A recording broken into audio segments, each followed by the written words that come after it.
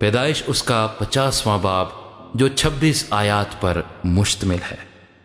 تب یوسف اپنے باپ کے منہ سے لپٹ کر اس پر رویا اور اس کو چوما، اور یوسف نے ان طبیبوں کو جو اس کے نوکر تھے اپنے باپ کی لاش میں خوشبو بھرنے کا حکم دیا۔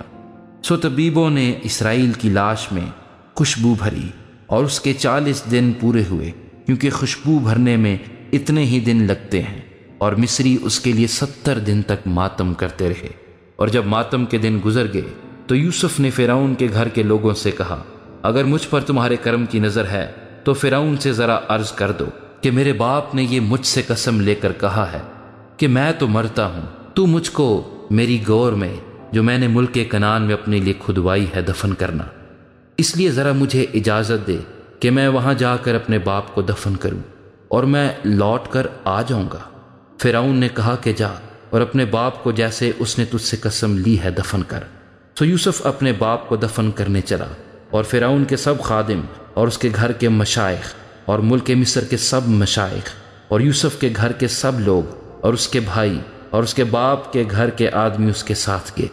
وہ صرف اپنے بال بچے اور بھیڑ بکریاں اور گائے بیل جشن کے علاقے میں چھوڑ گئے، اور اس کے ساتھ رتھ اور سوار بھی گئے۔ سو ایک بڑا انبوہ اس کے ساتھ تھا، اور وہ عتد کے کھلیان پر جو یردن کے پار ہے پہنچے، اور وہاں انہوں نے بلند اور دل سوز آواز سے نوحہ کیا، اور یوسف نے اپنے باپ کے لیے 7 دن تک ماتم کرایا۔ اور جب اس ملک کے باشندوں یعنی کنانیوں نے عتد میں کھلیان پر اس طرح کا ماتم دیکھا تو کہنے لگے کہ مصریوں کا یہ بڑا دردناک ماتم ہے۔ سو وہ جگہ ابیل مصرین کہلائی، اور وہ یردن کے پار ہے۔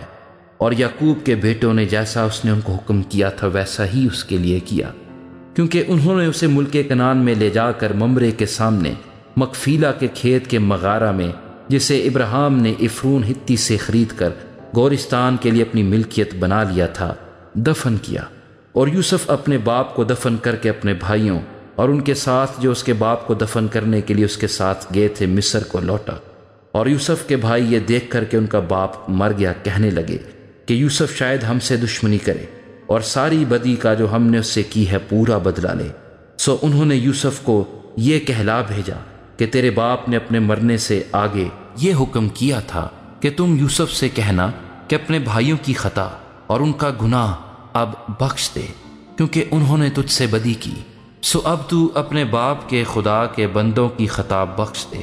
اور یوسف ان کی یہ باتیں سن کر رویا، اور اس کے بھائیوں نے خود بھی اس کے سامنے جا کر اپنے سر ٹیک دیے اور کہا، دیکھ ہم تیرے خادم ہیں۔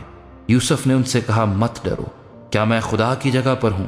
تم نے تو مجھ سے بدی کرنے کا ارادہ کیا تھا، لیکن خدا نے اسی سے نیکی کا قصد کیا تاکہ بہت سے لوگوں کی جان بچائے۔ چنانچہ آج کے دن ایسا ہی ہو رہا ہے، اس لیے تم مت ڈرو، میں تمہاری اور تمہارے بال بچوں کی پرورش کرتا رہوں گا۔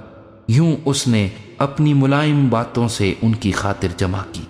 اور یوسف اور اس کے باپ کے گھر کے لوگ مصر میں رہے، اور یوسف 110 برس تک جیتا رہا۔ اور یوسف نے افرائیم کی اولاد تیسری پشت تک دیکھی، اور منسی کے بیٹے مکیر کی اولاد کو بھی یوسف نے اپنے گھٹنوں پر کھلایا۔ اور یوسف نے اپنے بھائیوں سے کہا، میں مرتا ہوں، اور خدا یقیناً تم کو یاد کرے گا، اور تم کو اس ملک سے نکال کر اس ملک میں پہنچائے گا جس کے دینے کی قسم اس نے ابراہیم اور اسحاق اور یعقوب سے کھائی تھی۔